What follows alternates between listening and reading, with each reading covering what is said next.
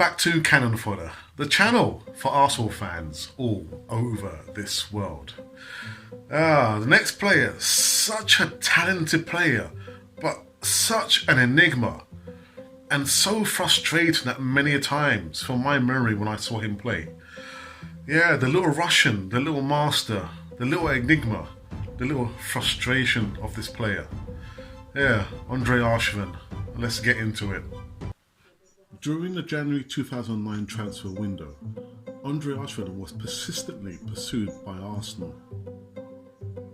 On the 2nd of February transfer window deadline, Arshavin was staying in a Hertfordshire hotel just a few miles away from Arsenal's training ground. At around 10 AM, he left the hotel and was rumoured to be heading back to Russia. With less than an hour of the transfer window left, a bid from Arsenal was finally accepted by Zenit. At Arsenal, Arshavin wore the number 25 shirt last worn by Sol Campbell. As Arshavin had played for Zenit in the 2008-9 Champions League, he was cup-tied and could not play for Arsenal in the knockout phase. Arshavin made his debut for Arsenal against Sunderland on the 21st of February 2009 in the Premier League, which ended 0-0.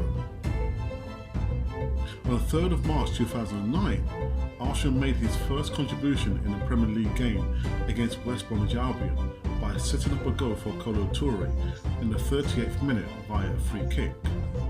The second goal in a 3-1 victory. On 14th of March 2009, Arshavin scored his first Arsenal goal in a very tight angle, going solo against Blackburn Rovers in the 65th minute of the game. On the 21st of April 2009, Arshavin was named man of the match when he scored all 4 Arsenal goals in a tight match against Liverpool at Anfield, which ended 4-4.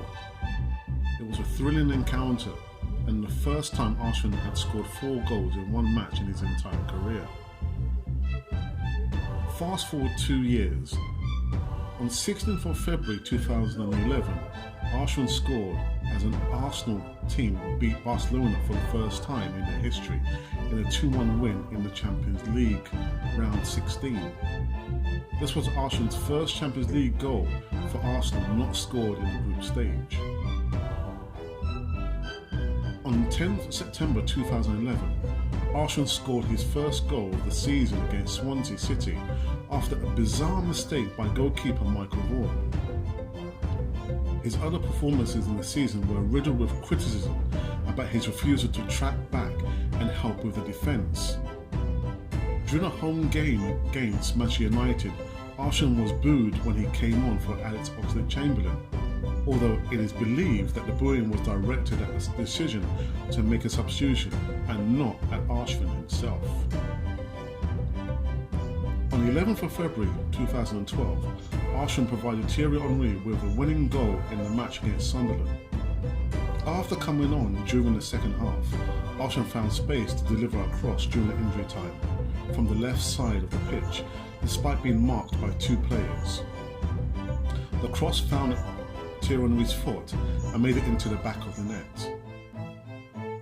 After intense speculation, Arshavin sealed a loan move to his boyhood club Zenit Saint Petersburg for the remainder of the 2011-12 season.